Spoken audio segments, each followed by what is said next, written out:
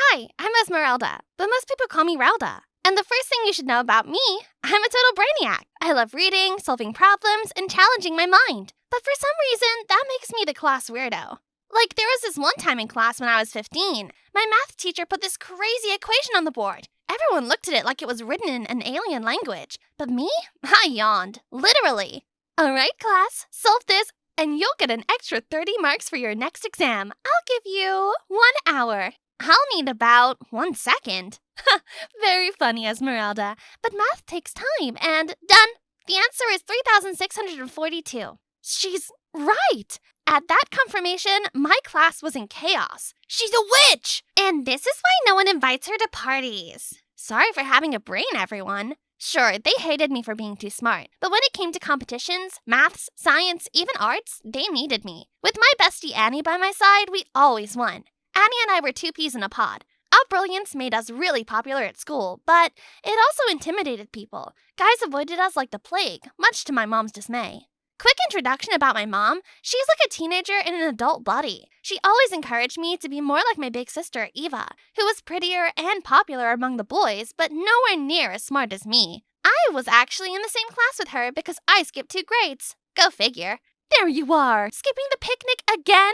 How will you ever get a boyfriend if you're always cooped in here? The Smiths have a cute son you will like. Mom, you've set me up with like 20 guys this month. Mom was set on matchmaking me with her friend's sons, hoping for a teenage romance. And Eva supported her because she was the typical big evil sister who loved to see me uncomfortable. The boys were always too dim for me, but Mom never gave up. So I played along like a good daughter. Sweetheart, meet Keith. He loves reading just like you. Oh, what do you read? Manga? You? Manga? Was this guy for real? Science books. Oh, I know some science facts. Did you know the sun is a planet? Science facts? More like science fiction. Actually, the sun is a G-type main sequence star composed primarily of hydrogen and helium, and it generates energy through nuclear fusion. Everyone was gaping, and my mom looked like she wanted to kick me. I'll go meet up with the others. See you around. I knew I was in deep soup with Mom, but no way was I dating a human potato just to please her. The second we got home, she pounced, but I was ready. What was that? Keep showing off and you'll end up 60 years old, still single with cats for babies. So what? I should dumb myself down to get a boyfriend? Yes, please.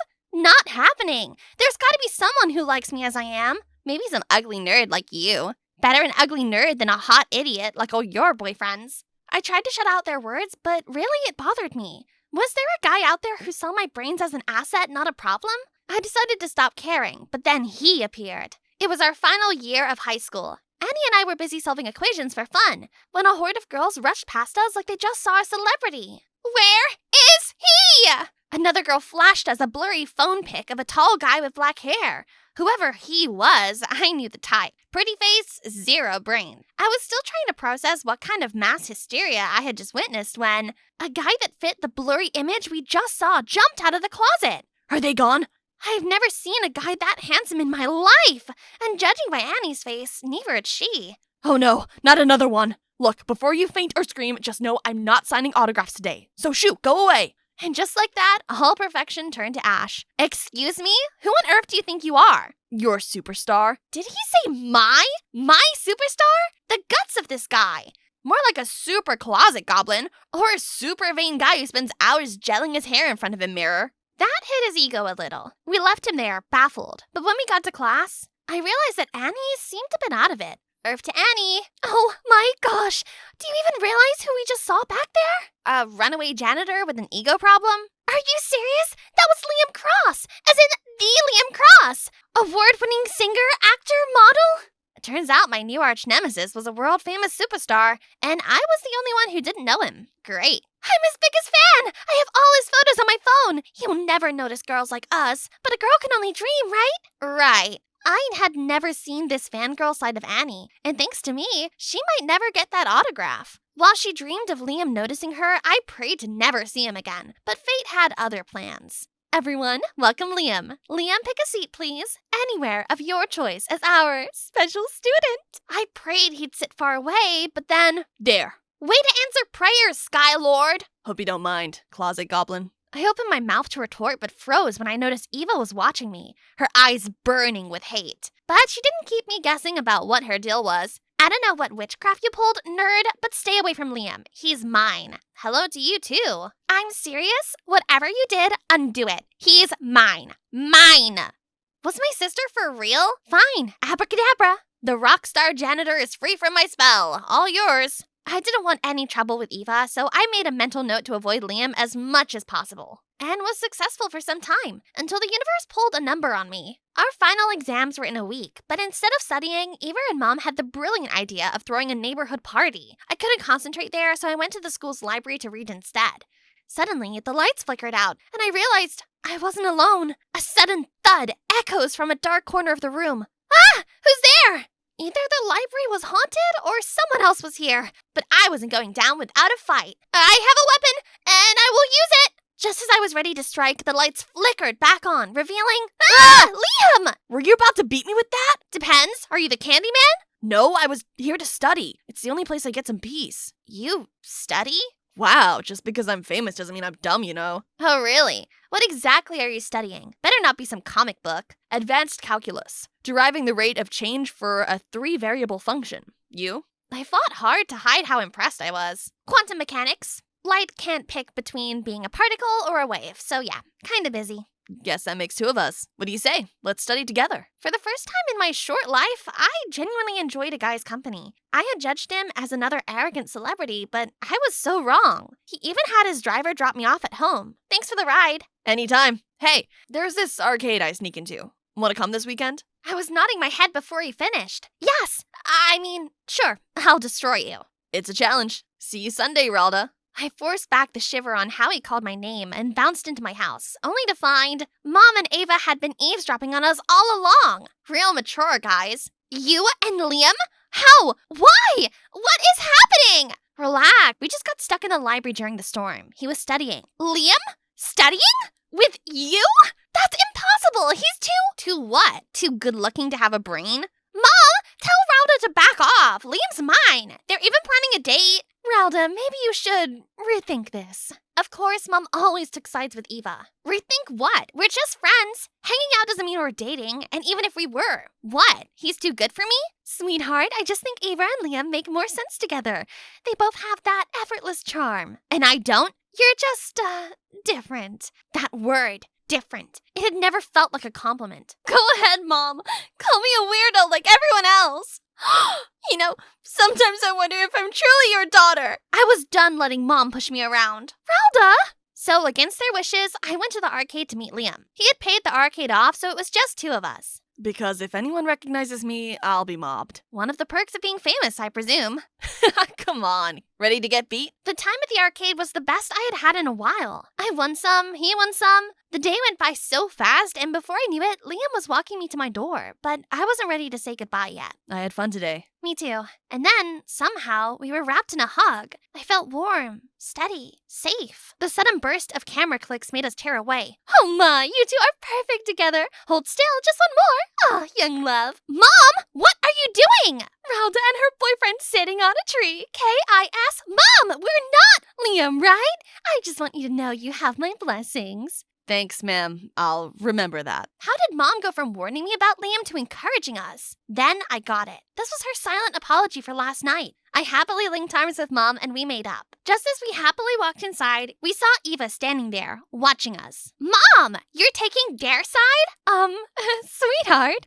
I thought you wanted Liam for me. You would have to look elsewhere, Eva. I don't want you two fighting over a boy. Your sisters first. For once, Mom stood up for me over Eva, but it wasn't my happy ending yet. In the whirlwind of my new mom-approved friendship with Liam, another friendship was slipping away. Hey, Ralda, my brother's throwing a party this weekend. You have to come. Annie, I already have plans. It's Liam again, isn't it? Gosh, she made it sound like I was cheating on her. I told Liam we'd check out the new park. Look, he's just playing with you. Guys like him don't roll with nerds like us. You better wake up. That's not true. He really likes me. Annie, I'll make it up to you, I promise. Movie night today? Whatever. I promised myself I'd call her later when she'd hopefully cooled off. But I totally forgot when Mom took us out for dinner to celebrate her promotion, to finally moving up in the world. Everything was going well, except for Eva's apparent ongoing grudge for me. I wouldn't put it past her to poison me. The moment the thought left my mind, my face started itching and my throat began to tighten. Mom, something's wrong. Rhoda! I would have blamed Eva for what was happening, but I knew better. I had experienced this before. It's her seafood allergy! The last thing I remembered was Mom calling an ambulance and Eva recording a video to show the doctor, and then darkness. As scary as the reaction was, recovery was a breeze. I was discharged the same day. Annie visited after I told her, but I kept it from Liam. I didn't want him to see me like this. Wow, I mean, I know you told me it was bad, but seeing it? Geez, Ralda, that's next level allergy. Thanks for the words of comfort. I'm getting snacks. I was just relieved I was getting along with everyone. Annie, Liam, even Eva seemed to have cut me some slack. What I didn't know was that it was the calm before the storm. The next morning at the school assembly, I was barely listening as the principal droned on when I noticed something odd. What? Something on my face? Instead of responding, the giggling and pointing at me only worsened. I glanced over at someone's phone and felt my breath leave me. The video! My swollen, lumpy face from yesterday. My worst moment had gone viral. Attention, students. Our school has a very special student. She may be a genius at math, but she's clearly failing in attractiveness. Liam, is Miss Mutant Face really your type? Everyone burst out laughing, and I desperately searched for Liam to see his reaction. I couldn't stand the disgust on his face, so I ran out of the hall. Eva had to be the one behind this. She's been against Liam and I since day one. When I saw her, my fury exploded. What on earth is wrong with you? Excuse me? You leaked my allergy video. I knew you were petty, but this? You'd humiliate me over a boy? Look, I won't lie. I've been jealous of you. You're younger but smarter, always ahead. It's embarrassing. And yeah, maybe I hated that sometimes, but I'd never do this to you. You're still my baby sister. Something about Eva's tone convinced me that she couldn't be lying. Then, who? The night Annie came over, I noticed someone copied a file from my phone. I didn't know what it was because the history was deleted, but maybe you should ask Annie. My stomach twisted into knots. But she's my friend! At Eva's urging, I confronted Annie. You did it, didn't you? You sent that video. You humiliated me in front of everyone. Why? Yes, I did it. Want to know why? Because you broke the cis code. We were supposed to be the same. The nerds, the outcasts. But then you got him. Liam frickin' Cross, the only guy I've ever loved. You betrayed me. You're sick. Liam and I are just friends. Apologize now or I'm reporting you. Go ahead. You have no proof. No witnesses. It's my word against yours, babe. Before I could respond, Ava and her friends popped out as planned. Actually, it's our word against yours. We heard everything, Annie. And now we have proof. Annie couldn't lie her way out of the offense. She was suspended the next day. With that dust settled, I couldn't bring myself to see Liam. I couldn't shake the thought that he must see me differently after what happened. But one day he caught me. Rhoda, wait! Can we talk? If this is about that vid... I don't care about that stupid video. Seriously, do you think I'd stop liking you over an allergy reaction? I tried checking on you, but you kept running away. Because I thought you'd be disgusted. Not even close. My heart was racing. So, everyone keeps assuming we're dating. What do you say we make it real? After all, we have your mama's blessing already, right? Don't feel pressured to pretend to be someone you're not. There will always be someone out there who loves you for who you truly are. So just be you. I was at the fish market, busy selling some crabs to a customer when I turned around and saw this guy stealing our fish. He quickly ran away. I grabbed a stone, aiming it at the thief. But suddenly a guy appeared and it hit him instead. Hey, what was that? Let go of me! Shouldn't you at least apologize? I looked over and the thief was nowhere to be found. The thief's escaped! You should apologize! But the guy just frowned and huffed off. Hi, I'm Serena, and I was brought up here, in this picturesque fishing town. When I was little, I lost Mom and Dad to the sea, so Grandma raised me. We couldn't afford school for me. Instead, I helped Grandma sell fish at the market to make ends meet. But things weren't always easy. Serena, you all right? Yes, I just wish people wouldn't steal. I know. Hopefully it was an extra stinky fish that will give them a tummy ache. That's Edward, my best friend since childhood. Edward's parents are also fishermen, so we naturally bond together and grew up inseparable. Later, Edward and I were busy closing when I heard murmurs and saw Mr. Elbridge, the fishing enforcement officer. Anyone caught poaching striped bass will be given a hefty fine. What? You gotta be kidding me! Sir, it's only considered poaching if they were caught out of season, which they're not. Oh, really? Do you have the legal documentation to overpower my decision? Nope, thought as much. He's obviously abusing his power. At home, I told Grandma everything that had happened at the fish market. I know it's not fair, sweetie, but maybe one day you could study, become an amazing lawyer, and help the local fishermen. I want to help. I can tutor you if you'd like. That's brilliant! Since then, Edward stayed true to his word and tutored me. He was smart, kind, and so patient in explaining things to me. Time flies, and by the time I turned 13, I had the biggest crush on Edward, but I had no clue how he felt about me. I'll wash up. In the future, I'll always share the housework with you. What does he mean by that? Does he also have feelings for me? The next day, when Edward and I were having ice cream, some kids came in and started making fun of me. Do you know eating too much ice cream makes you fat? Oh, of course you don't, because you don't go to school. Ha. She doesn't need to. She's still far smarter than you'll ever be. Why did you always stick up for me? Is it because you think of me as a little sister? I need to stop daydreaming. He doesn't have those kinds of feelings for me. Then, when I turned 17, something terrible happened. Grandma fell so sick that she passed away. At the funeral, I felt so alone with all the adults around, and Edward was nowhere to be seen. When everything was settled, Uncle Leon said he'd take me to live with his family in the city. I had to tell Edward, but when I got to his house, it was all locked up. So I quickly slid a note with my uncle's address under his door, then left for the city. As soon as we walked into the mansion, Aunt Clara and Rachel were already there, frowning. Ugh, can you smell rotting fish? Ew, get yourself some perfume, please. Enough! You will make Serena feel welcome here. Please prepare a nice room and everything Serena needs. Uh-oh, not a good start. But then Uncle Leon had to go away for a business trip and asked Aunt Clara to find me a tutor, as he was afraid going to school might be a shock for me. I was so excited to finally study and pursue my lawyer dream. However, all the tutors Aunt Clara found were terrible. I actually had to teach them simple sums. Meanwhile, Aunt Clara showered me with errands to run. Suddenly, I saw a blur of a dog and boy and smash! You idiot! How am I meant to cycle home with an injured knee? You're hearing this, Rex? How is she gonna cycle back home?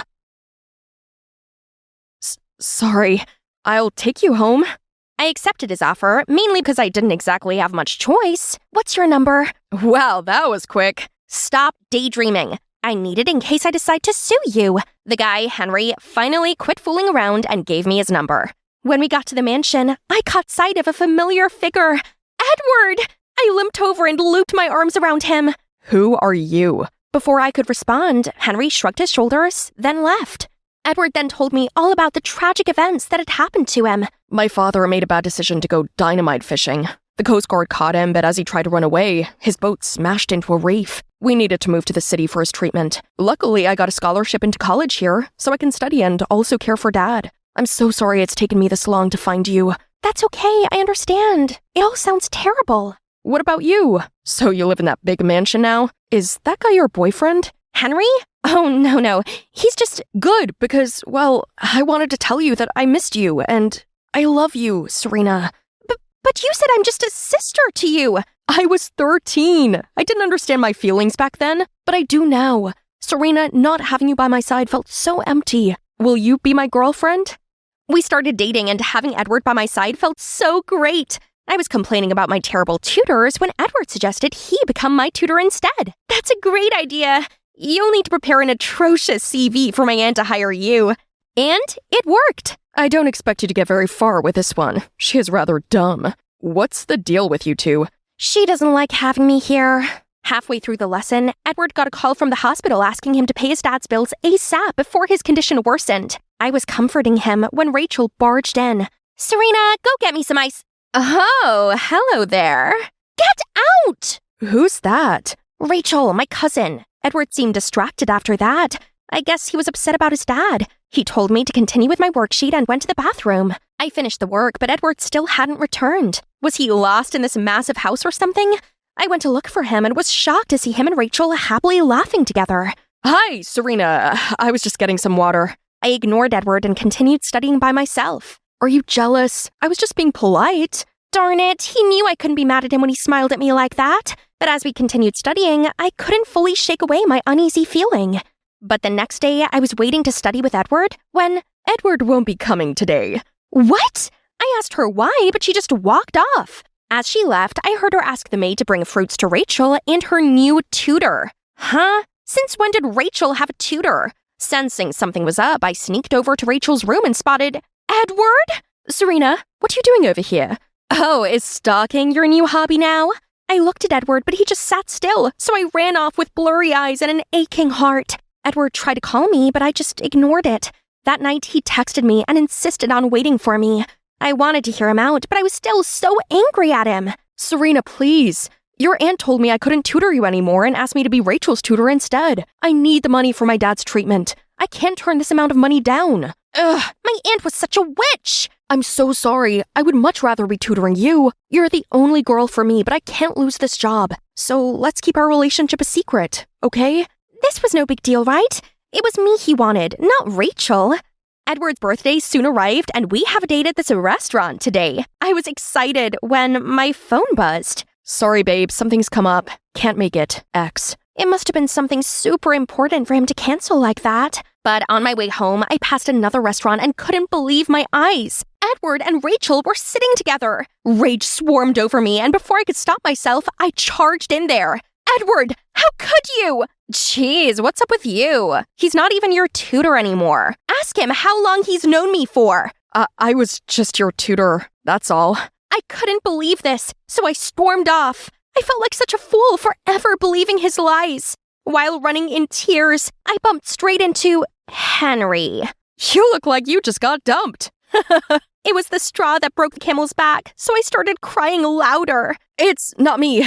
I didn't do anything. Please stop crying. Anything you want, anything. How about the aquarium? It turns out the aquarium was just what I needed. Watching the fish was so relaxing, and Henry was surprisingly a lot of fun to be around. Your parents must be super easygoing to put up with you. Nope, my lawyer mom is way opposite. Oh wow, that's cool. It's my dream to be a lawyer. Is that so? My school's interviewing for a law foundation course. You should apply. A law foundation course, huh? Should I give it a try? I arrived home feeling better, but Aunt Clara wouldn't leave me alone with her usual mocking routines. You spoiled ingrate! Soon you'll be 18 and I can rid my hands of you! I had enough! So I decided to apply for the foundation program Henry mentioned. It was time to focus on my dream without any further distractions. I studied hard and went to the library for materials. Henry offered to help, and even though I still found him childish sometimes, he was actually quite smart and knew loads about the law. One time, Henry invited me to come watch his debate team. Only when I showed up and spoke to Henry, I saw Edward walk in. My dad's ill, yet here you are, with him? Serena can go where she pleases. It's okay, Henry. I got it. Rachel's just my friend. I love you, not her. I just need to earn enough money. Then I'll end this mess with Rachel for good. What he did was still hard to accept, but he was in a tough situation. I would be a terrible girlfriend if I didn't support him, right? Despite all this drama, I'd been studying hard, and now it was time for my interview. Only on my way there, I saw a woman yelling at two students. Watch where you're going, you idiots! Excuse me, but this is a pedestrian crossing, hence the driver's fault for not stopping. How dare you speak the law to me, you little girl! Do you know who I am? But as everyone started buzzing, she had no choice but to drive off. What happened? I explained it to him and pointed at the woman's car. He didn't say anything, but seemed quite surprised. We then went to the interview, but when I told the assistant my name, she smiled and said, "You don't need to draw a number. Mrs. Shodden was impressed with your profile, so she wishes to interview you herself. It's best you follow the right procedure." I was a bit confused, but Henry knew better than me. Anyway, I had my interview with someone else, and I passed. Yay! Since then, I studied hard, and Henry helped me a lot. On my first oral exam, he even came along to encourage me. Only as soon as I stepped into the room, I saw that rude woman standing there. Hang on, she's the judge! Nerves wriggled at me, but I kept calm and nailed the exam. But afterward, she charged over to me. "Don't expect a pass from me, you manipulative girl, seducing my son to get into this college." Huh? Her son? Who? Mom, you can't do that. The exam's recorded. They'll see you're just being prejudiced. I insist you cut ties with this schemer at once. She humiliated me in front of a crowd and tried to smudge my impeccable reputation. No, she didn't. She was just telling the truth. Oh, and that day, I purposely called her in for an interview, but turned out you intervened. And ever since then, this snake was following you everywhere. So end it at once or leave. So this woman is Miss Shodden? And worse still, she's Henry's mom? Suddenly, Henry grabbed my hand and led me out of there. How dare you! You're ungrateful and spoiled! I only adopted you so I had someone to look after me in my old age. But you know what? You'll never be my son! Don't forget to take your meds twice a day. Seeing him talk back to his mother just to defend me, I couldn't help but ask, Henry, why did you help me so much? It's because Mom was in the wrong, and seeing you getting pushed around hurts me a lot. Why, Henry? 'Cause I like you a lot. Let me be there for you. Henry, your mom shouldn't have spoken to you like that. But she was only angry because she cares about you. You should talk to her. I really hope things will turn out fine between them. Henry dropped me home, and now all I could think about was his love confession. To be honest, I do have feelings for Henry, but what about Edward? What about our years spent together? Suddenly, I got a text from Edward asking to meet up. I guess it was time to sort this out. While waiting for Edward to order ice cream, I got a message from Henry saying he was coming to my place for some great news. I asked him to come pick me up instead. This reminds me of our fishing village in summer and getting ice creams at the end of a sweltering day. I love you, Serena. I always cherish our memories together every day. Edward, actually, this isn't working. I think we should stop seeing each other. What? Why? I soon realized that something was wrong with our relationship. I just didn't have the courage to face it. We had a special friendship that I cherished and nurtured, but now I think it's time for me to accept the truth that we're not meant for each other. Bye, Edward. I wish you the best with Rachel. As I stepped out of there, I saw Henry waiting for me, and I instantly felt better. I made up with my mom. She apologized for what she said in her temper and told me that I would always be her real son. Henry, that's brilliant news! Right then, I got a message from Miss Shodden. Serena, I apologized for my behavior. I am most pleased Henry is getting to know such a righteous lawyer in the making. It looks like everything's falling into place.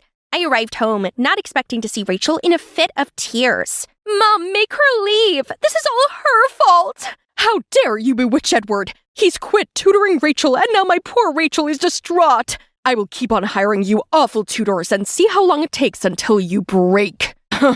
Is that so? So Uncle Leon stopped Rachel's allowance and took Aunt Clara's credit cards off her. He also made them apologize to me. I told him about my foundation placement, and he was so happy for me and offered to rent me an apartment near the college. It's time to live my dream. Now I just had one thing left to do. Take Henry to visit my hometown with me. This place looks familiar to me. I know, I think I came here as a child. Yes, this weird little girl threw a stone at me and then got mad. I suddenly realized Henry was that tourist guy I met when I was 10. Yep, that would be me. Henry seemed surprised, then suddenly pulled me in. I guess some things are just meant to be. Hi, I'm Aubrey, a super smart girl with an IQ of 200, and you should be ready for my mind-blowing story. Before I continue, please like and subscribe. I grew up in a small village in the countryside where people farm for a living. My family struggled to put food on the table, so I could only attend a monastery school. But since childhood, I've always been kind of different. The system is crashing. Please wait for a moment. The chicken is $15.55 minus 15%. Cereal is $2.49. Potatoes, laundry detergent. So the total comes to $64.85 with the discounts and tax included. Mom soon realized I was a gifted child, so she helped me skip some grades, and by the age of 5, I was already doing secondary school math. I always topped my classes, and other students would bribe me with candies to ask for help with their homework. At the age of 8, I scored 760 on the SAT math and won the spelling bee competition. I became a phenomenon in the area, and reporters even gave me the Stanford Binet IQ test, which showed I had the same intelligence as a 22-year and 11-month-old person. My parents were super proud of me, especially my dad. Dad, they all gave me Lego and comics for rewards, as if I was an 8-year-old. Yeah, they're wrong. You're 8 years and 5 months old already, little lady. He was the only one who could spark interesting conversations with me. That is, until he fell terribly ill. But good surgeons were nowhere to be found in this remote countryside, and we couldn't afford to take him to the center either. We were desperate to see his situation get worse and worse. Then he passed away, leaving us in the depths of despair. Soon after, Mom couldn't afford my school fees anymore, so I had to drop out. Aubrey, I'm so sorry. Don't worry, Mom. There's nothing that school can teach that I can't learn by myself. So she signed me up for a library membership, and turned out the best memories I cherished were here, where I could immerse myself in interesting knowledge from all around the world. I was walking down the aisle, absent-mindedly running my fingers along the spines of the books, when one caught my eye. And the memories of my dad rushed back to me. If he had been operated on, he'd not have lost. I started turning the first few pages and was captivated immediately. Then suddenly, a fiery desire sparked in my heart. I want to become a surgeon. So I studied every medical book I could find, especially the ones from this author, and decided to save money to enter medical school as soon as possible. To get closer to my dream, I moved out to the city and applied for a job at a coffee shop right next to the medical school. Only... You've broken 10 plates this week already. Are you trying to break a record? Come on, boss, it's just some plates. Not like I burned the whole shop or something. This will be deducted from your salary. Repeat this and you'll be fired. Okay, that's my fault, but I knew he wouldn't fire me. There's no one else who could memorize so many orders all at once, even Diner Dash Master. Later, I was going to serve a group of students when I heard they were discussing an emergency case. We have to remove that blood clot in segment 4 of the liver and flush the left lobe. Definitely have to start at the middle hepatic vein. Is this dude serious? Absolutely not. A less intrusive cut would be along the falciform ligament to allow access to segment 3. Everyone fell silent and looked at me like I was an alien. Suddenly, the middle-aged man among them stood up. Nice work, young lady. Your method is much more efficient than my student's answer. Which class are you in? Oh, I'm not a medical student, but I aspire to be one day. The man asked me to sit down and continued asking me other medical questions, and I answered them all with ease. My adrenaline was rushing. Since my dad passed away, I hadn't had such an interesting discussion. Then, a few days later, the man came back and revealed that he was Dr. Sean Lewis and the principal of the medical school. OMG, you're my favorite author! I admire you so much! Thank you, young lady. Anyway, I came here today with an offer. I was impressed by the knowledge you have in the medical field, and I think you deserve a full expense scholarship to the most prestigious medical school. Can someone pinch me now? This was truly a blessing from heaven that I would definitely not let slip away. Here comes my first day. I went to school extra early to explore as much of the campus as possible. This place was so much bigger and better equipped than my old school. I was looking around the hallway to find my class when someone bumped into me. Oh, isn't it the gave the wrong answer guy at the cafe? He just coldly said sorry and hastily headed to the class over there. 412? It's my class too. I learned that he was Henry, the top student of the class. But obviously, he wasn't that good. They'll see. All the theoretical classes didn't make me break a sweat, and I even spotted some mistakes made by the professors. When lunch rolled around, I went to the cafeteria, approaching the first group that caught my eye, and they seemed to be friendly. Want some of my fries? Potato fries contain a high amount of trans fat, which is associated with type 2 diabetes, heart disease, and obesity. One day you'll have a stroke, and then you'll know why. Thank me later. They all pouted and left right away. Did I say something wrong? Right then, a nice girl came to me. I'm Laura. Mind if I sit? Sure. Then she told me she was isolated too, just because she wasn't as smart as the other students here. Why are they so mean? Hey, why you gotta be bothered by those toxic people? Do they give you a penny for your thoughts? It's not about how many friends you make. It's about finding one that knows your worth. You're right. I'm Aubrey, by the way. I know, I was in the same class with you this morning. And the way you argue with our professor? Wow, that's impressive. Laura and I quickly became friends. It's great to have her around who could truly see my brilliance and always encouraged me to express myself.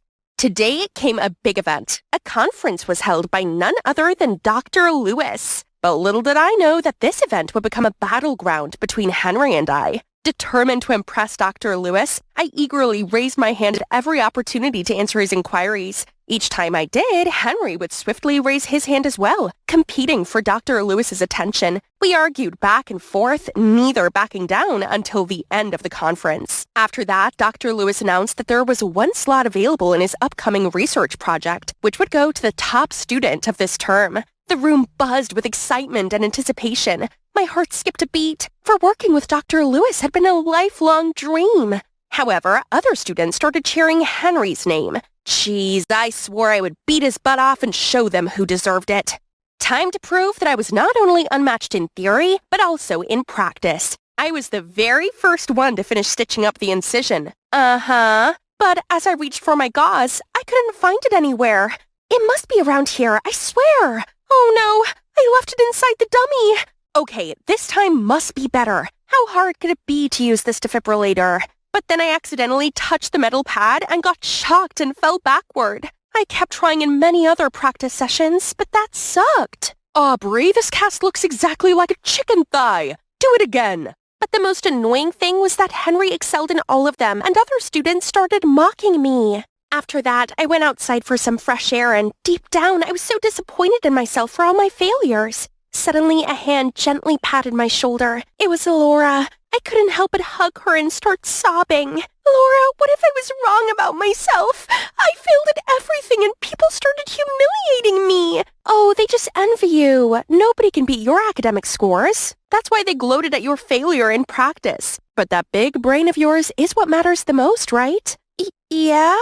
And an opportunity is coming your way. There's an intelligence contest next week. If you win, everyone will have to recognize that you're the best, including Henry. Talk about Laura, my savior. I'll try my best. Just wait and see. A few days later, Laura took me to the library in a private study room. She helped me set up my laptop and left me alone so I could focus. Good luck! I participated in an online oral contest over Skype. There was a panel of judges who asked questions, and all I had to do was answer them verbally. Easy peasy. Now I just need to wait for the results. The next day, I went to school as usual, then suddenly was called to the principal's office. Dr. Lewis might have known about that competition and saw my name on the top list. I was about to brag about my performance when he accused me of helping other students cheat on their exam. Then he showed me a voice recording of me answering the questions. Wasn't that for the intelligence contest? But Laura said, Dr. Lewis, just wait. I can explain. I frantically called Laura, but she refused to pick up. Enough! I'm so disappointed in you. You're expelled from this moment. Feeling lost and crushed, I trudged myself to a bench in the schoolyard. Hey, are you okay? Okay? You're mocking me? Now that project slot is yours. Happy much? Get out of my sight, now! Suddenly a stack of papers fell onto my lap. You might need this. Good luck. I believe you're not a cheater. I confusedly flipped through those papers to see that these were all of Henry's notes from the semester for practice lessons, which could not be found in normal textbooks or lectures. I kept on turning to the last page and saw a scribble. Know your worth. Something awakened inside me, so I swallowed my pride and ran after Henry. Hey, wait! I've been wrong about you the whole time. I'm sorry. Don't be. It's my fault to act competitively too. I had no bad intentions. It was just the motivation for me to study harder. I swear. But it's a pity if the medical industry loses someone like you. Well, I'm not so sure anymore. I'm used to doing everything so quickly and I can't be patient, which probably explains my clumsiness. That I can help with. Genius is 1% talent and 99% hard work, you know. Since then, I often went to Henry's house to practice. We studied together and he taught me many tips to stay calm, patient, and focused. And turns out, he's also quite the adorable type. Here you go. Thank you, doctor. This is the best stitch I've ever had. One day, I ran into Laura at a gas station. She tried to hide, but I ran straight there to catch her. How could you trick me like that and just disappear like nothing happened? I'm so sorry, Aubrey. I was so blind and just wanted to help those who are bad at studying like me. I never expected it to be that serious and you'd get expelled. And now, why are you here? It's just the medical profession was not my thing, so I quit. But Aubrey, please forgive me. I'm really ashamed of what I did, and you were the only one who had truly been kind to me. Only when you set things straight and confess everything to Dr. Lewis. But even so, there isn't a likely chance we'll be friends again. So the next day, Henry took Laura and I to see Dr. Lewis. Aubrey, Laura, what are you both doing here? Dr. Lewis, I was the one behind the cheating case. Aubrey had no idea and didn't deserve to be punished for my fault. I've been practicing a lot too, sir. Look at these. I've been so careful with every single one. Aubrey has also helped me a lot on our project. I hope you can forgive her and grant her another chance. Dr. Lewis looked quite satisfied, but then he suddenly turned pensive and shook his head. Medical school is not where people can freely join and leave. A doctor needs an extra sharp mind and can't be fooled as easily as you were. I'm sorry, Aubrey, but you're not qualified. My heart sank to my toes, and I locked myself inside my apartment for the next couple of days.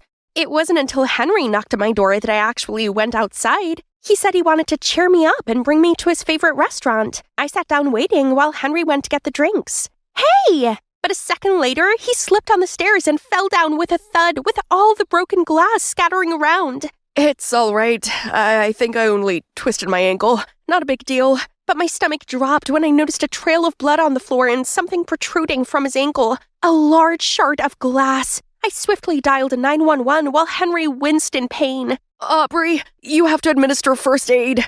Oh, right. I called for the restaurant staff to get the first aid kit, but it was clear that the situation was dire. Henry's face grew pale as blood continued to trickle from the wound. I held the wound closed to stop the blood, but my heart felt weak. I couldn't bear to see him suffer. You trust me, Henry? What do you mean? Yes? So I immediately pulled out the toolkit that I brought around in my purse. Henry bit down on the tablecloth beside us, and I started the procedure.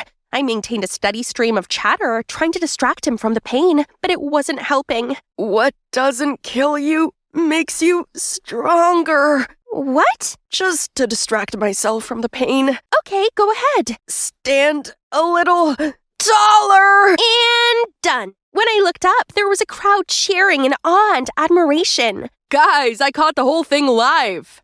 The video of the incident quickly went viral. That night, I tossed and turned in bed, unable to contain my excitement. I saved a human life! Reading the comments of the video filled me with a renewed sense of motivation to pursue my dream. The following morning, I was jolted awake by a notification on my phone. It was an email from Dr. Lewis himself. I headed to Dr. Lewis's office, and to my surprise, he told me he saw the video and gently said, Aubrey, I was once like you, arrogant and overly reliant on my natural intelligence. Then, a mistaken surgery left me with regret that I will carry with me for the rest of my life. However, after watching the video, I'm glad that you changed. I saw your humility and eagerness to learn, so I'll give you another chance. So here I am. You have no idea how much I missed this hallway. Welcome back. How's your ankle doing? Much better, thanks to you. How about a celebration dinner tonight? Sounds great, but promise you won't need me to operate on you again. I was scared to death. Ahead of me still lay a long road, but I believe the day I become a skilled surgeon is closer than ever. And soon I can perform more life-saving surgeries for the less fortunate. Dad, I will make you proud. Hey, welcome to my coffee booth at Felton High's Flea Market. Just a second, I need to add the finishing touches to this latte. Perfect. Guys, try this. It's the special drink that I came up with for our 2-month anniversary, which, FYI, is today. How romantic. What's the name of this drink? I think Patrick should name it. We can call that Paige's Vom. You know, because it reminds me of when we were 5 and you threw up in the back of my mom's car during our road trip. Stop! I'm not kidding. Me neither. It's one of my favorite memories, as that's when I fell deeply in love with you. Or how about, why is everything a joke to you? Just leave. We're done. I'm sorry about that. Let's start over. I'm Paige, and everyone calls me Perfect Paige because, well, everything about me is perfect. That must be thanks to my parents. My dad's a hospital director, and my mom's a university president. They both excel in their jobs, juggle family affairs, never quarrel, and always have smiles on their faces. And me, I'm beautiful, smart, and have some talents, such as making drinks. My dream is to run my own coffee shop. On the side of the dream job at the national TV station that I will definitely get, then I'll come home to my dream boyfriend who's a flawless man that I can count on. And we'll have a perfect love story like my parents. Then why did I choose that funny guy as my boyfriend, you ask? Before he became my now ex, Patrick was a close friend since childhood. We lived in the same neighborhood, and it was my friend Doris's birthday, but she came up with a stupid condition that all the girls had to bring along a boy. Please? This sounded ridiculous, so I presumed it was a joke and showed up alone. Only everyone else had a +1 with them. Paige, you need to stop being so picky and give a guy a chance. How about your bestie Patrick? He's nice, smart, great at basketball, and he's pretty cute, right? No, we go way back. He's all right, I guess, but that's not enough. There's no one on this planet who can reach your ridiculously high standards. He's the best you're gonna get, and look, he's also so funny. Patrick's sense of humor is by far his most infuriating trait. Fine, Perfect Paige. You'll just have to show up to the prom alone then. And I doubt that's a perfect thing to do. I guess Doris's words played on my mind, because when Patrick walked me home, I blurted out, Hey, if we're both single after we turn 17, then let's date. Then my perfect school year will end with a perfect prom night with my high school sweetheart, just like in a rom-com. Huh? Have you eaten too much frosting or something? No, of course not. I just can't possibly turn up to prom dateless. Oh, the outrage. As if anyone could ever dare to go to prom without a date. But I'm not just anyone. Such a humiliating thing would be a scratch on the diamond, which is me. Okay. I'll do whatever you want. Time passed by and I concentrated on my studies and my hobby. Then before I knew it, I turned 17 and still didn't have a boyfriend. I heard this strange noise coming from my balcony. Patrick? What is he doing with a rose in his mouth? Hey there, do you remember our oath once upon a time? Okay, fine. From today, I allow you to be my boyfriend. Go home and get ready. Tonight will be our first date. Wait, you serious? It's not a joke. Why are you always joking? All right. Where does my love want to go on our first date? So we started dating, and so far, so good. Seeing as he'd known me for years, he knew what I liked and what I was thinking. He never argued with me and just did what I asked. And best of all, everyone complimented us and said we were a match made in heaven. There was just one problem. Patrick's sense of humor was ruining the romantic vibe. So that brings us to the present and why I ended our relationship. Later that night, Patrick called and apologized, but I confirmed that the breakup was still on as I didn't want to cause strain to our friendship. He seemed pretty surprised by this, but Patrick being Patrick, he soon made light of it. Back to the friend zone. Alrighty. So, no need to pick up Paige every morning anymore. Nice. See you in math class. For some reason, I was a little sad that he'd agreed to do this so quickly, but it had just been a dumb fling anyway, right? But hang on, what about prom? I couldn't lose face with my friends, so I joined a dating app to continue the search for my Prince Charming. Ugh, too short, too nerdy, too glary. And after days of desperately swiping, I finally found a guy that caught my eye. I mean, I couldn't really see his face, but he had to be hot. I messaged him right away, and you know what? We got on so well and soon arranged a date. I fixed my hair one more time and walked over to him. Hello, you. Patrick? Surprised, my bae? I'm your perfect mystery partner. Patrick, I swear to God! How do you feel? Angry much, huh? Then now you know how my poor heart felt when you broke it to pieces. I was fuming, but Patrick kept up his annoying grin. So you're that starving for love? All right, I know your ideal type way too well. Let me find you a guy. You know, attractive boys tend to hang out in a herd. We'll see. You know, being handsome is only one thing on my list. The first candidate was this guy called Beavis, the basketball team captain. We started talking, and it went well enough for him to invite me to go watch his game. He even winked at me before he scored a perfect three-pointer. All the jealous glances turned to me. Looks like Patrick really found me a good deal. At first, this was kind of cool, but soon all of the love letters and gifts Beavis received got kind of grating. Worst of all, he accepted them all. He didn't seem to be faithful at all. Also, his grades really sucked, and he was always so sweaty. This first candidate is out. Next was Daniel, a cute genius who liked to invent things. I really love how passionate he looks when he's working on something. He's so talented. But he always showed up late to our date with the excuse there was some machine malfunction. His clothes were always stained with grease, and all he talked about was research. Oh, actually, I have zero idea what you're on about. You're so robotic. I went home and already saw Patrick making himself at home in our living room. He must have heard the news. So, sporty boy has too many fangirls. No good. Mechanic boy is too busy. No good. Then maybe a rich boy with a lot of free time could treat you like a princess. Patrick introduced me to this guy called Eric, the school rich kid who showered me with lavish gifts. That was nice, but then his clinginess felt suffocating. He always seemed to be there, and he wouldn't quit calling and texting me. He also spent longer than I did getting ready. No thanks. Why? You're too clingy. If you have too much time on your hands, then why don't you go do something useful? What? I only cling on to you because I care. But I guess I was just wasting my time on useless things because you're just a stubborn, spoiled girl that finds fault in everything and doesn't appreciate other people's feelings. No one's ever spoken to me like that before. Useless? Stubborn? Spoiled? Eric's words were still echoing in my head as I walked home. Then I saw Patrick approaching. What's up? Who got you mad this time? Is it Eric? His downside is being too rich, isn't he? Not Eric, it's you! You deliberately set me up with those weirdos, didn't you? What are you saying? I only chose the guys that suit you best. No, they don't. I don't think you really understand me at all. Oh, really? How well do you understand me then? If you're that confident, then go find me an ideal girlfriend. Fine. Maybe you'll quit bugging me if you're taken. Turns out trying to find a girlfriend for Patrick was trickier than I thought. He's so friendly with everyone, I actually have no idea what his type is. Whatever. He made no effort to find me a nice guy anyway, so I'll just return the favor. Nope.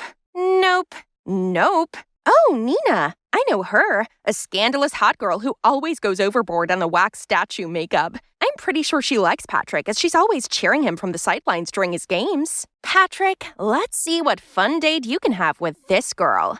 The next day, I walked straight up to Nina and asked her if she wanted to go on a date with Patrick. She looked kind of surprised, but then after thinking it over, she agreed.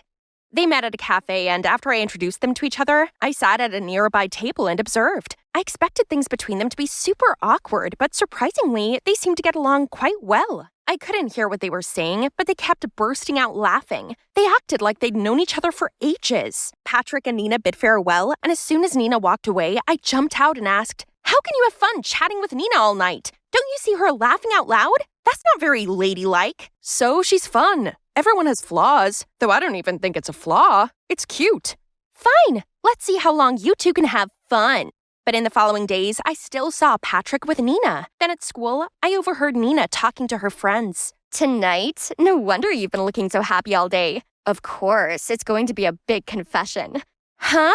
They've only been dating for 5 minutes. I wonder why Patrick liked Nina that much. So I decided to stalk them. I followed them to this posh restaurant. Ugh, so humiliating. Who would have thought that perfect Paige would do something like this? But there's no way back now. They spoke for a bit, then Patrick went to answer a phone call. I thought he was going to plan his confession or something. But then, to my surprise, a man swooped in and sat down with his arm around Nina. That's Beavis! What? How could they be so shameless? I quickly ran to find Patrick, who was chilling in a corner, so I quickly pulled him back to the table. "Look, you're being cheated on." Cheated on? What do you mean? The girl who's been clinging on to you for days has been flirting with your teammate. Stop playing dumb, please. Nina is just my friend. She likes Beavis, not me. Nina clearly likes you. She follows you to every game. How could she switch to Beavis out of nowhere? You should defend me, not a stranger like her. Did you forget Patrick and I are teammates? Nina was actually there for me. I agreed to meet Patrick just because I wanted to ask him to talk to Beavis for me. Sorry for misleading you. What's with a bulldog's frown? We just successfully match-made a couple. Let's go give the lovebird some private space. I guess you'll have to find me another girl. Don't act like we're close. I don't want a flippant and heartless friend like you. You're the heartless one. You're making a mess with your ridiculous standards and expect others to follow all of that, then act like a victim? Don't you see how Patrick is the real casualty here? He tended to your absurd needs, even helped you get a boyfriend, yet all you do is treat him like garbage. Selfish Paige. You're not as perfect as you think. What? What do you know? You're just a plastic girl after all. Yeah, I might be plastic, but at least I realize what my flaws are to try to fix them. Unlike you. You call yourself a diamond when actually you're just a silly pebble. Was this really what people thought of me? I couldn't believe anyone would ever describe me with such ugly words. I ran home and shut myself away in my room. It made me so distraught knowing that other people thought I was bad like that. Mom came into my room to check on me, and I ended up blurting everything to her. How everyone seemed to hate me now. How I might be alone for the rest of my life without finding my perfect other half and having a happy ending like Mom and Dad. Sweetie, everyone has flaws. I do, and so does your father. I can have quite the temper, but your dad always knows what to say and do to calm me down, while he is terrible at being romantic, so I have to give him hints now and then. Point is, we accept and love each other, flaws and all. That's the secret to a long and happy marriage. Talking to Mom really helped me understand that no one is perfect, and therefore my standards are unreasonable. I had some apologizing to do. I texted Beavis, Daniel, Eric, and Nina. Beavis replied straight away, telling me he was sorry too for what he said, but it came from a good place, and he's sure that I was better than that because he trusts Patrick's eye for people. Now there was just one last apology for me to make, and I needed to do this one in person. Oh, looks like he already found me. Hey, Shawty. Are you looking for me? The most handsome guy in town? Please stop. I came to talk to you about something serious. I came to see you too. Trust me, I didn't match you with those silly guys on purpose. In no way do I want to hurt you. Because I like you, Paige. For real. Since when? I just thought we were just good friends. Since we started dating. At first I just went along with it, but gradually I found myself having real feelings for you. I'm so sorry for causing you trouble. Being around you makes my head fuzzy. I always crack jokes just because I want to make you smile, but turns out you don't feel the same. I will try to keep it down from now on. No, I'm sorry too. You don't have to change anything for me. It's the real you after all. I've truly learned it now. Nobody's perfect, and it's the way people complete each other's imperfections with their personality differences that tighten their relationships. And maybe being perfect is my imperfection. So now you have my permission to offset it with your annoying unseriousness. So, where were we? As a couple? Ha! Oh right, Paige's vomit. Shall we go home and make that signature drink again? Just kidding. My precious Sunday is ruined because of my not-so-precious sister, Emma, who insisted on dragging me to church for some sister time. We walked in to see the priest rushing over. "Welcome in. You must be our new member, Janet." Whoa! Just then, the holy statues nearby all fell over and shattered to pieces. It's a bad omen. She's a jinx. No! You devil! Get out of here! Yep, that's me. You're probably wondering how I ended up in this situation. Hi, my name's Janet. If you think I'm a jinx too, you're seriously wrong, because animators, rewind that last scene. Pause it right there, and... see that? That's my sister, Emma. And fast forward a bit more. Pan over, please. There. That right there is the ringmaster behind my so-called bad luck. You must be wondering why I hadn't exposed Emma that day. It's because everyone is fooled by her naive Cinderella look and never believed how a living angel could do such mischievous deeds. But the truth is, she's the devil. She did everything to make me look like a walking disaster everywhere I go. But who am I, huh? That night, to get back at Emma, I hid under the bed till she was sound asleep, wrapped my icy cold hands around her ankles, jumped out from under the bed, and boo! Emma screamed through the roof, and our parents walked into the room worried just to see me laughing hysterically. Right then, the police on patrol also barged in, thinking something real wrong went on in our house. We ended up spending the night trying to explain to them nothing happened, and they finally left. Do you know how many sleepless nights we've had just because of you girls' petty fights? That's it. I'm signing you both up to join a community farm from tomorrow. What? But Dad, I can't live amongst animals and dirt. For once, I agree with Emma. There's no way I'm going there. You're not going back till you learn to live with each other. Living with Emma 24/7? I'd much rather be the jinx now. So the next morning, Mom and Dad drove us to the farm to live off the land and bond together. But look at this tranquility and picturesque scenery. Maybe coming here wasn't such a bad idea after all. Suddenly, a loud, obnoxious track started playing from inside my suitcase, startling the animals, and they went rogue. Stop the music! But my suitcase was locked. I caught Emma smirking, pressing her phone, and the music suddenly stopped. Once everything was under control, the farmers gave me looks of disapproval. Just when I thought things couldn't be any worse, a trailer nearby slipped off and began to roll downhill, heading straight for an oblivious farmer. Emma immediately swooped in and pushed herself and the farmer out of harm's way just in the nick of time. Richard, are you okay? Oh, yes, thanks to this young lady. You saved my life. What a good luck charm you are. That trailer has been sitting there for ages without any problems. Why did it suddenly break just now? Oh, it's my sister. She has this reputation for bringing bad luck wherever she goes. I apologize on her behalf. No.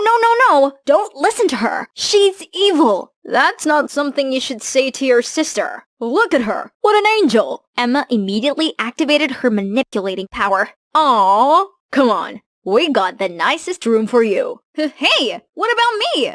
The next morning, I was told to milk the cows while Emma didn't even have to lift a finger, just wandering around and pulling pranks on me. In a panic, a guy appeared and helped me out. What happened here? The hoses are all snipped off. I'm so sorry about that. It's my sister's stupid prank to get me look like bad luck. Interesting. Oh well, we'll hand milk the cows until we get them replaced. Hand milk? That'd take forever. Emma's gonna have to pay. Hey, no need for that. I'll give you a hand. I'm Kai, by the way. He gave the brightest smile, and I instantly felt better. I'm Janet. Thanks for helping me, but which buttons do I push to get milk? Kai cracked up, and I felt like the dumbest thing in the world. I'm sorry, but that was so cute. Okay, you don't push any buttons. You squeeze it, like this. Just then, Sylvia walked by and saw us. Well, who makes you smile like that, Kai? Janet, you are really something, huh? As she left, I felt my heart racing and saw Kai blushing also. Whew, it sure feels hot like summertime. So, Kai, how long have you been living here? Just recently. I'm actually a skier from the city too, but I came here due to some stuff. Come on, let's go sell the milk. Kai and I then made our way to the bustling market. Surprisingly, customers were eager to get their hands on our milk. I was ready to make my first hard-earned cash when suddenly, you'd better watch out. You'd better not buy. Better not drink this milk right here. Jinxie Janet's coming to town. The crowd buzzed with concern over our milk. Actually, I thought someone else was a jinx. You see, our milk is especially fresh today. All thanks to my good luck charm, Janet. She and I worked all morning to milk the cows by hand. Thanks to Kai's words, the crowd was excited again. Just like that, we sold out in just a few hours. Woohoo! But when we got home, people started praising Emma for bringing good luck to the business. Actually, it was Kai and me who milked the cows, and more thanks to Kai who did most of the heavy lifting. She has nothing to do with this. The room suddenly felt awkward and people started to look away. Only Sylvia cared to acknowledge us. I see. You two make a great team. What about us? I think we'll make a better team. Get off of me, you creep! Ouch. Feisty. Oh my gosh, are you okay? Why are you acting like such an animal, Janet? I'm alright. She may be a bit cold right now, but she'll warm up to me in no time. Right, princess? Emma immediately gave me a death stare. Aiden, why are you here? I'm here for you, brother dearest. Mom and Dad are worried sick back home. Holy cow, these two are related? But they're nothing alike. Well, it does explain why their tension was scorching up the room. Stop it, you two. Always with the bickering. It's getting late. Janet, will you go and lock the barn door? Oh, yes, definitely. But before I reached the barn, a hand suddenly pulled me back. Keep your claws off of Aiden. He's mine. Oh, I see. You're smitten with him, huh? Well, too bad, because he seems to like me instead, sister. How dare you? Emma dashed ahead of me towards the barn, turned all the lights on, blew on the deafening whistle, and the sheep went wild again. I desperately tried to stop the panic herd, but no use. Only when the farmer showed up and let the shepherd dog do his job was the scene under control. This is all your fault. You bring us nothing but bad luck and chaos. That's not true. I was trying to help while this was Emma's doing. Stop with all the blaming and start learning some manners, will you? I was stunned. Behind Richard, Emma grinned slyly. She won this time, but not for long. 'Cause how about I steal Emma's crush, aka Aiden, right in front of her? Well, actually, I didn't really have to steal anything, 'cause Aiden always found his way to me first. And he also brought Kai along. It was like something was going on between them, and they kept fighting to get my attention. They showered me with food, fought over the seat next to me at dinner, and wouldn't let me lift anything remotely heavy. It was getting a little annoying, but seeing Emma fuming with jealousy each time is so worth it.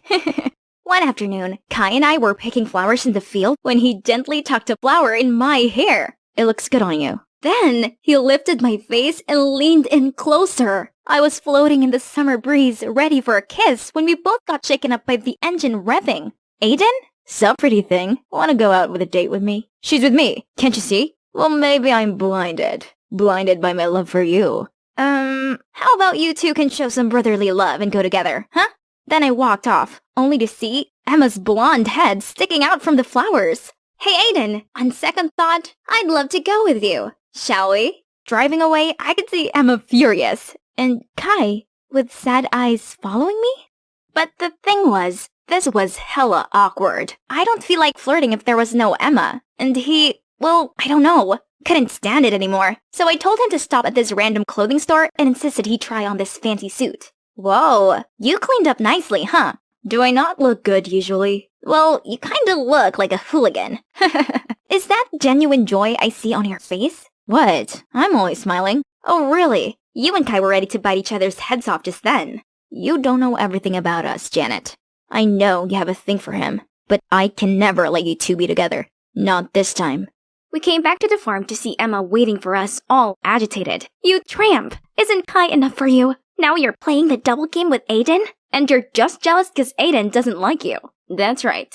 I only have eyes for Janet. She and Kai were never together. So quit sticking your nose into our business. Emma couldn't utter a word. For the first time, she seemed so vulnerable, then rushed away in tears. Look what you did, brother. Playing with both Emma's and Janet's hearts is a low blow. You're one to talk. Wasn't the thing with Tina your low blow? Tina? Tina who? Tina was your crush. I had nothing to do with her. It's about time you get over that. That's not what Tina said. She told me you flirted with her, and you abandoned her when she's falling for you. She lied, okay? She wanted to use you against me, and never once reciprocated her obsessive behaviors. I just want to leave everything behind and enjoy my life here, with her. So Aiden, please, just let us be. Too bad. She seems to like me instead. Can't you see? She doesn't care if her sister likes me. She still chose me over you. Dang, those words hit me hard. I didn't realize what I'd done to Emma all along. It's time to end all these silly sibling conflicts. Guys, stop. Can't you see you're hurting each other just like Emma and I? Janet, this jerk plays with you and Emma. He deserves a fist or two. No, Kai. I'm not exactly innocent either. I was also using Aiden to get back at Emma. You what? I know. But all these petty revenge doesn't bring us any good. No one wins at all. And honestly, I regretted having hurt Emma. And so should you guys. You want this golden boy to drop his sky-high ego? Yeah, good luck with that. I'm not a golden boy, Aiden. Are you kidding me? With all your success and skiing trophies, Mom and Dad can even see me behind all that. When you left home, they freaked out and made me go looking for you. Do you know the reason I quit skiing and left home? 'Cause Mom and Dad wouldn't stop pressuring me. It's suffocating. Every time I stand on the rink, my whole body shakes like crazy. I'm not perfect, Aiden, and I did not want to take away any attention from you. I'm sorry if you ever feel that way. Well, I didn't know. You could have told us what you'd gone through. To who? To Mom and Dad? The ones who keep pushing and nagging? Sorry I wasn't there for you. Heck, I was the worst. Right? You two could work this out. Now if you excuse me, I have my own sibling conflict to resolve. I was about to leave when we heard Emma screaming. Fire! Fire! Help! We immediately rushed to her, and the fire already caught on the haystack. It was spreading fast. I accidentally knocked over the oil lamp. What do we do now? You go call the firefighter. Aiden, you go get everyone here. Us two, we will go get water. Go, go, go! Kai and I tried our best to pour bucket after bucket of water, but it only stopped the fire from spreading, not put it out. We almost exhausted ourselves when the farmers arrived along with the firefighters, and luckily, after half an hour, everything was under control. Phew! But then, the farmers started surrounding me. It was because of you, isn't it? Every time incidents happen, you're always on the scene. Coincident? I think not. There we go again. But this time, I'm too beat up to even say anything. Then, there was Emma, petrified in fear, so I used every last effort to stand up. That's right, I knocked over the oil lamp and caused this fire. What are you doing? It's okay, I'm used to this. No, it was my fault. Janet's just trying to take the fall. In fact, this whole time, I was the one doing all the damage and blaming it on Janet. Was this for real? Emma standing up for me? You? Is this some kind of childish joke? You could have really harmed everyone here. This is our life work, not your girls' playground. I'm truly sorry. That's it. Tomorrow morning, you'll have to leave here for good. Both of you. We had no choice but to call our parents to pick us up. Meanwhile, I gotta pack my stuff. Hey, I know I've been mean to you since forever, so why did you still take the blame for me? I'm just tired of petty fights. Besides, I feel bad for stealing Aiden away from you. I don't have any feelings for him, and I don't think he falls for me either. I just wanted to mess with you. I figured. I actually heard what you guys were talking about before, and it hit me hard. You know, I used to enjoy being the only child. Yeah, no kidding. But honestly, when you came, it felt like all the attention and love was stripped away from me. I felt so lonely and jealous, so I decided to make you the center of attention, but in the worst way possible. I'm sorry. It's okay. It's all in the past now. I just want us to get along. And me not be called a jinx anymore. You got it. The next morning, our parents arrived all angry. We were so ready for a long-term grounding, but once they saw us holding hands, they were pleased. Honey, I think your plan worked. I knew it. You two can be little troublemakers, but deep down you still love each other. Come on, let's go home. Can we just wait for a few minutes? I don't want to leave without saying goodbye to Kai. But what took him so long? I gotta get going. Then Kai finally showed up. Wait up! I rushed out of the car and ran to give him a big hug. I thought you wouldn't come to say goodbye. How could I not? Especially when you forget the most important thing. Really? What is it? It's me, you silly. Oh, you're coming back to the city? Yes, I have a reason to be back now. To the city, to skiing, and what is it? It's you. Suddenly, a tree fell over right beside us and crashed the mailbox, causing all of the mail to fly out. You really are bad luck, aren't you? Hey, that tree was already rotten. And don't you think that it barely missing us means I'm good luck? I'm just kidding. It was the final match. My team, the Bulldogs, were neck on neck with our opponent, the Knights. Declan passed me the ball and I sprinted towards the goal, outrunning all the chasing Knights players. Suddenly, this guy cut me off and tackled me to the ground. I managed to break free, lunging towards the goal, and scored a triumphant touchdown. My teammates and I were celebrating when I saw the player who tackled me, Cody, talking to the ref and pointing at me? Suddenly, the ref blew his whistle. She's a girl, I could tell when I tackled her. She's a girl, so what? Why is a girl on a boys' football team playing as a dude? She's not even registered properly. But she's the best player who scored more points than anybody on the Knights team, alone, and the winning goal. Despite Declan and my teammates standing up for me, the ref announced it was an unfair score and gave the win to the Knights. Hey, it's okay, Riley. We had a good game and a good season because you're here. Right, guys? Yeah, I'm okay, guys. That player, Cody, you, sir, have made an enemy for life. Hi, I'm Riley, a tomboy through and through. I prefer getting down and dirty on the football field rather than fussing over makeup and boys. Ironically, Nola, the girliest girl you know, is my best friend since childhood, and also the only girlfriend I hang out with. But even then, sometimes Nola's feminine energy got out of control. Like today, when she's crying over some boy she was in a complicated relationship with. We've been together for a while when I saw him seeing another girl today. Yeah, things happen. I swear we locked eyes and he totally ignored me. What a jerk! Riley, you have to help me get back at him. What? No, I don't want to get mixed up in all this toxic drama. You should ask someone else. This guy is so charming that any other girl I'll ask will fall in love with him. But you, Riley, are the only one who would be immune to Cody's charm. Wait, Cody? Cody Nelson? The footballer? Yeah, I told you about him before. Shoot, I should have listened to Nola's boy dramas before. But whatever. Right. What Cody did to you is absolutely outrageous. We gotta teach him a lesson. And for you, Nola, I got your back. Okay, the plan is to ruin his image in front of other girls and make him fall in love with you all at the same time. And then we'll dump him right away, breaking his little heart. But we need to give you a makeover as he only has eyes for girly girls. Nola then called Halsey, a makeup artist from the school over. Yeah, we definitely can seduce a guy with this. I bet lots of girls are falling for you instead.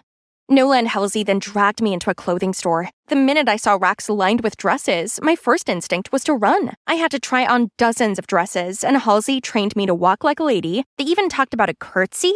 Who curtsies anymore? Then Halsey taught me how to slow dance, which I quickly mastered, but they didn't seem impressed. Halsey suddenly grabbed my waist and took the lead. I was following her steps when, OMG, they look so cute! Eek! Only girls understand each other. What? Do we look like a couple to them? Stay cool, Riley, this is just for revenge. Nola's plan better be worth it.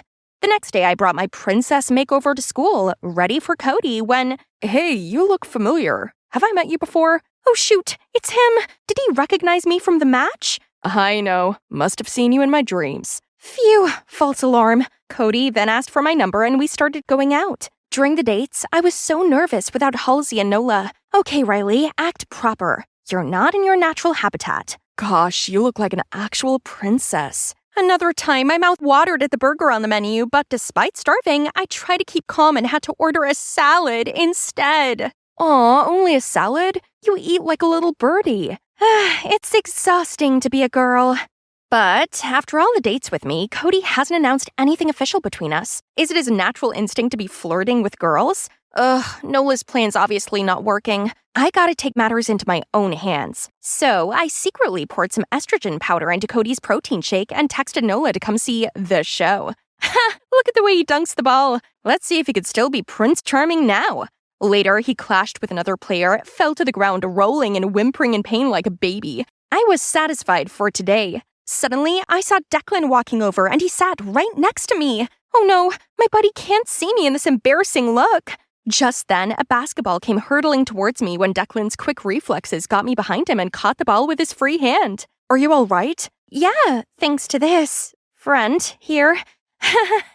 Say, what is a pretty girl like you doing at a sports event like this? Thanks for saving my girlfriend. I can handle it from here. Thank God you're okay, Riley. Aw, he's so sweet, so soft and cute. What? Would you stop saying he's soft and cute? He's not that kind of man. You're right. He's a manly man. We're so sorry, Cody. We didn't mean anything by it. Wow, I didn't know such a little girl like you had such a big voice. I'm so happy to have you by my side. Hey, Riley, would you come to the fundraiser carnival with me? I'll make an announcement to everyone there. Wait, was this guy serious?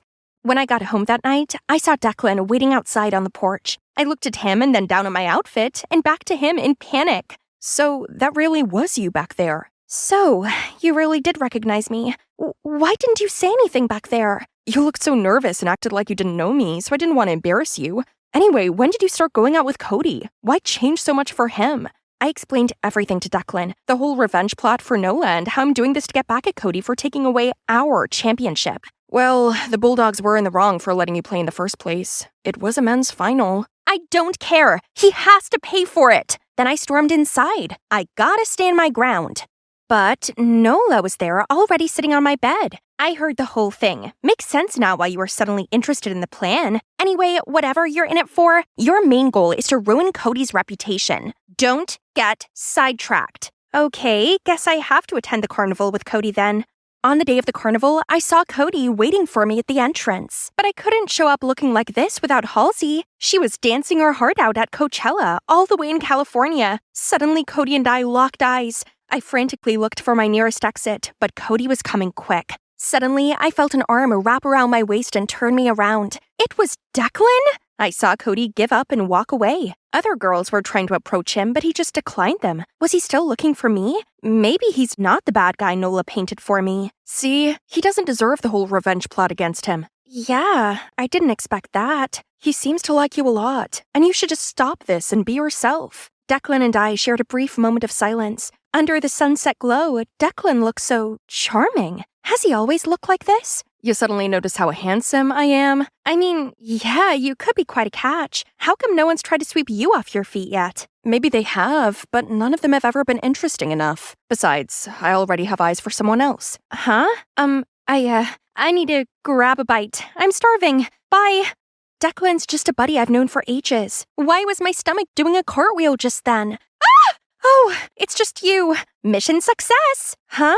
I just saw Cody post you as his official girlfriend. Nola was right. Cody posted his official announcement about us. Now all you have to do is dump him in public. Nola, I have to tell you something. This has gone on for too long. I'm sick of being someone I'm not. And I don't think Cody's that bad of a guy. He totally is. You're not falling for him, are you? Don't disappoint me, Riley. In the next morning, Nola brought Halsey over, saying it was cultural exchange day today at school, the perfect place and time to dump Cody. Too tired to start a fight with Nola. I had to go along with it.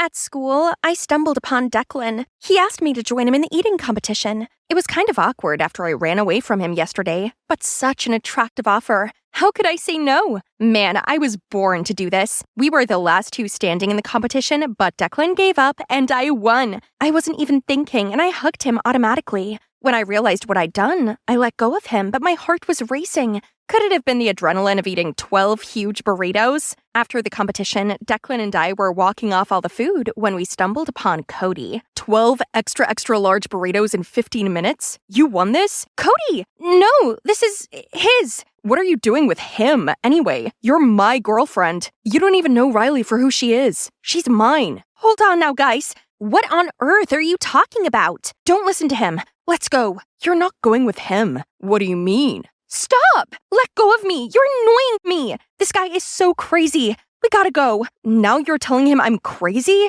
Cody, Riley is the girl you outed during the Bulldogs versus Knights game. She's just trying to act girly and doing all this to get back at you. Cody was shocked and looked at me waiting.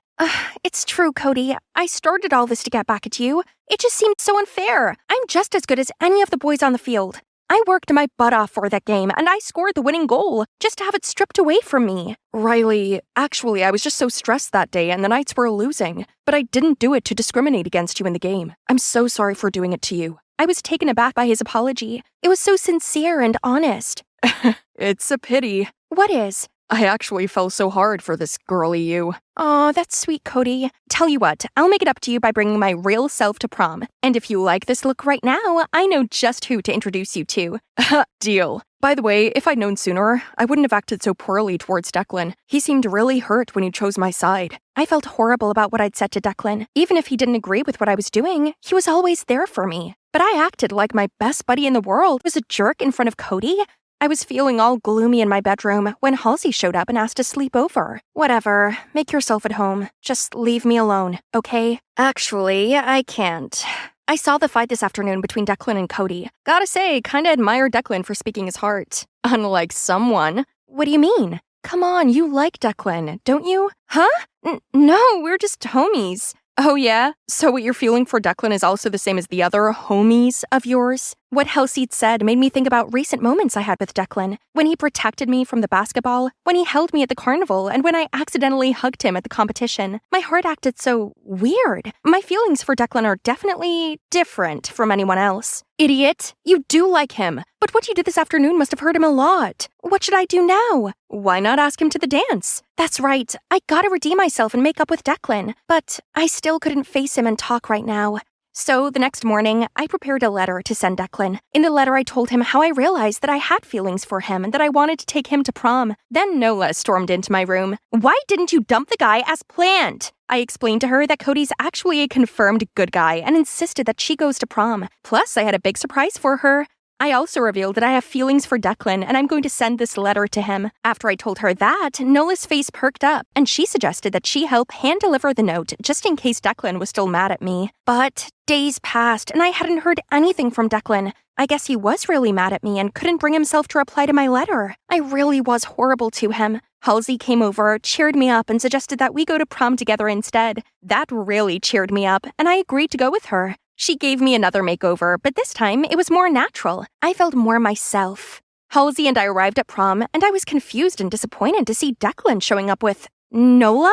Neither of them told me they were going together. Right then, Cody appeared. Hey, Riley, you look great. The natural look really suits you. Thanks. Now, I have someone you should meet. Are you happy now, Riley? Being with your so-called enemy? Turns out I didn't know you at all. After I poured my heart out in that letter, he's still so mad at me that he'd attack me like this? I couldn't stand for it, so I fought back and we broke out in an argument. Enough! What is wrong with you, Declan? You didn't reply to her letter and still have the audacity to be mad at her? What letter? Halsey and I turned towards Nola, and after a moment of nothing, Nola burst into tears. I hate you, Riley! You promised you'd help me get back at Cody. Then you abandoned me completely. So I didn't give the letter to Declan. Nola, I never abandoned you. When I realized that Cody was a good guy, I wanted to reintroduce you to him so you both could have a fresh start. So you were going to introduce me to Nola? You like her style, don't you? Yeah, but she thinks I'm a playboy. And she went as far as to create this whole revenge plot against me. This is all your fault for chasing after me and then dropping me for some other girl. Do you know how disheartening that is? I thought you didn't like me, so I moved on. Back then, I just tried to play hard to get. If only you tried a little harder, I'd have let you know. I didn't understand before, but I get it now. Can we start over? I'd like that. The DJ started to play a slow song, and Declan suddenly pulled me in to dance with him. So, that letter, what did it say? It said that I'm sorry for not realizing my feelings earlier. Then, I confessed my love to you and asked you to prom. Well then, here's my response. Riley, I liked you the minute I set my eyes on you. I wanted to do everything with you. I wanted to hang out, I wanted to play football with you, and I wanted to be by your side every moment of my waking hour. I could never figure out how you felt, so I hid my feelings for you. At that moment, Declan and I were the only two people in the world. We danced throughout the whole night, and I felt complete. And that's why you should just speak your heart, everyone. If you want to hear my story, comment Halsey's story, and I'll see you then. Okay, animators, you can continue. I and Pearl were playing our favorite, playing Disney Princess. You have to be the princess this time, Ruby. We're gonna make a perfect Elsa and Anna. No, I'm going to be your knight. fighting all the bad guys and protecting you, milady. Then a maid knocked on the door with a phone in her hands. That might be my parents. Ruby, the school called again. How on earth could you get all these words spelled wrongly? What kind of nurse is spelled with a Z? I am really trying. It's all right, Bae. Studying isn't for everyone, and she might be of a sport type. Sweet Pea, could you just try a little more next time? Good girl. We have to go now. Bye. I know you can do this. You just need to keep practicing. You're perfect, just the way you are.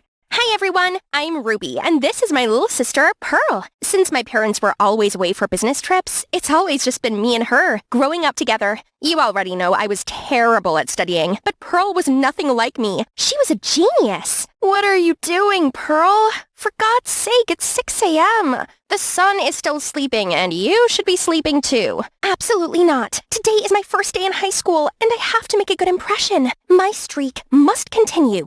Straight A's since 2015, I know. As if your valedictorian title isn't impressive enough. I might be Ruby, the dumb kid who couldn't read half of a word, but it doesn't matter, because now I am Ruby, the awesome soccer captain. Yes! Go Ruby! That's my sister, everyone! I led the school soccer team to win multiple trophies, and I also aimed at the varsity scholarship myself. Studying was still a nightmare, but I gradually accepted that I wasn't born for studying, but for soccer. So all was well. So that morning, I was walking with Pearl on her first day at school when Beth and her clique approached us. Hey Ruby, ready to flunk your junior year? Aw, Beth, still salty because Coach left you on the bench yesterday? My advice for you would be to learn how to actually play soccer. Unfortunately, some of us have other things going on to focus on, like our brains. Oh, oops, you don't have one. You can't understand. Sorry. Boo-hoo, funny. That's Beth on my soccer team who always messed with me like everyone else. But all's good now, as I had my dear sister studying in the same school as me. Sis, I found my class. I have to go now. Bye. The next day at school, we had a new English teacher. Ruby Walker, could you read the summary on page 10? Oh, screwed. Oh dear, is that your thinking face? Didn't know you were capable of that. Sorry, teacher, but she can't read.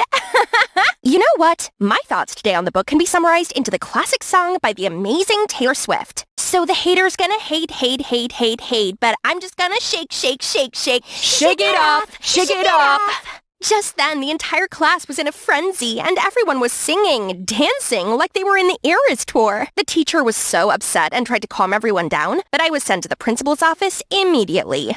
First trouble in the junior, huh, Ruby? Listen, both you and I know how much you mean to the team, but unfortunately, it is not enough anymore. New district laws state that students must average at least C- to be eligible for the varsity scholarship. What? But I'm the most qualified for it. I am sorry, but until you can move grades from whatever it is right now to a C-, you're off the team to focus more on your studying. Beth is now our candidate for the scholarship, and she'll take over your place. Beth? That girl who scored just 5 goals all season when I had scored 20?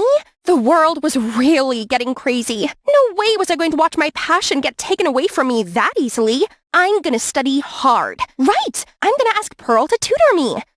Speak of the devil. Hi, Pearl. You know her? I heard she's kicked out of the soccer team because she's too dumb. Oh, no. No. How scandalous if our valedictorian did. Well, maybe now wasn't a good time. That night, I dozed off at my desk writing 4 words over and over again. I am not dumb. The news had spread that I got kicked off the team because of my grades, and the kids at school were vicious with their insults. Like I didn't have enough issues already, Pearl started to avoid me like a plague, as if she's ashamed of me. So I couldn't ask her to tutor me either. It's like the whole world was going against me. The district superintendent was visiting our school, and the principal chose the 2 smartest kids to give a welcome speech, Pearl and a new student, Joe, from my class. So we started to hang out a lot at our home to prepare for the speech. Hey, Ruby, need any help with tomorrow's test? Nah, I am famously unteachable. Don't waste your time on me, and Pearl is waiting for you. It's all right, she can wait. Let me help. Surprisingly, for the first time in my life, I felt like I could actually learn. There was something about the way he taught me that made me absorb knowledge naturally. Like he understood me and my struggles. Hey, there you are. I've been looking for you. We have a test coming, so I was helping Ruby. And we have a huge speech to give on Thursday. You know nobody actually listens to those speeches, right? Great. Anyway, I trust you to come up with something incredible. Pearl stormed out angrily, but the only thing in my mind then was that I actually could learn. Hey, Joe, please teach me more. Joe could help me learn to get better grades, and then I could finally get back to my team and win the scholarship. Later that night, when I was practicing some test questions Joe gave me, Pearl barged into my room. I am not comfortable with you spending time with my boyfriend alone. Boyfriend? I didn't know you were dating. Well, not yet. Not with you hogging him and not giving me space to charm him. Oh, sorry. I was just excited. Joe is an incredible teacher. I was actually learning. Yeah, right. Of course you're capable of that. Pearl left my room, and it felt like a knife went through my heart. Since when did she think of me like that? Like everyone else does. But she always believed in me. The next day was the speech, and even though I was heartbroken, I still went to support her, and I clapped the loudest after she gave her amazing speech. Thank you for granting us a chance to study here. On behalf of the whole school students, I'll try my best to bring glory to our school's tradition. Wonderful speech, but I think before you bring glory to our school, shouldn't you teach your beloved sister, Ruby Walker, how to read first? I mean, maybe your dummy sister could learn 1 or 2 words from you before getting kicked out of her school. The whole auditorium burst out laughing, and my rage was filling my body. I lunged at Beth and grabbed her stupid ponytail until she screamed so loud, even the moon could hear her. Teachers and guards tried to separate us, while other students were excitedly shouting and cheering. In the middle of the messy crowd, I saw Pearl look at me in shame. I ran to her, but she just brushed me off. It's you again. Joe isn't enough, and now you try to steal my spotlight as well. What? No, I never meant harm to you, I swear. But she didn't listen to me and angrily stormed off. I was so angry at my brain for always failing me, and at everyone. Now my dream was gone, and my dear sister hated me as well. I fell down on the bleachers and saw Beth wearing my captain's armband, gathering everyone to the morning practice. She waved at me with the widest smile. It was hard to fight the tears, so I let them fall. There you are. I was looking for you to continue our classes. I don't think we should continue our classes. Why? Pearl, she doesn't like you and I together, and she will hate me for this. Oh, I will talk to her, but this is more important. You need to get back on the pitch. But you're just wasting your time on me. I'm just an idiot who ruined others' lives. No, you're not an idiot at all. You're dyslexic, like me. I've noticed your symptoms for a while, but I wasn't so sure. But I am now. Dyslexia? There's a name for this? So I'm not stupid? No, you just learn differently. I will help you and teach you all the things the specialists taught me. My mind was fuzzy. I gave Joe a hug without thinking. I felt relief spread all over my body. I wasn't dumb. I was dyslexic. At home that night, I searched everything about dyslexia and even took an online assessment when suddenly Pearl barged in. You told Joe I like him? Yes and no, but not like that. Well, thank you so much. He just called to tell me he just considered me a little sister. And you know what? I saw you hugging him on the bleachers this afternoon. So you were going behind my back all this time? What a sister! Don't ever speak to me again! Pearl stormed out and kept her words of never speaking to me. It broke my heart to see us parting like this. Luckily, Joe comforted me and helped me stay focused on studying. Now that I knew what my problem really was and how to fix it, I improved every day. The letters didn't make me dizzy like before anymore, and our effort finally bore fruit as I got my first B- ever on a test. And in no time, I got called to the principal's office. It has been incredible watching you turn your grades around. Good job, Ruby. I always knew. You're a gem like your name, and you just need some sharpening. Welcome back to the team. Thank you! I ran out of his office and rushed to find Joe immediately. We did it! I'm back on the team! Congratulations! But that was all you. You did it, Ruby. That moment would have been perfect if I could celebrate with Pearl. I knew she didn't want to talk to me, but I really wanted to share this with her. But upon seeing me and Joe, she was just shooting me death rays. The joy in my mouth instantly turned to ash. I just wished we could go back to the old good days together. But I had no idea how.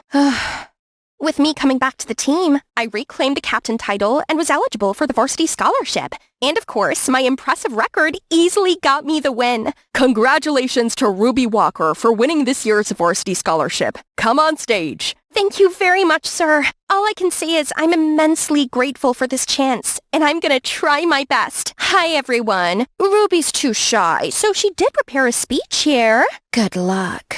Except that I didn't prepare this note. Everyone in the audience all locked eyes on me, and I was sweating all over when I took the paper from her. Today is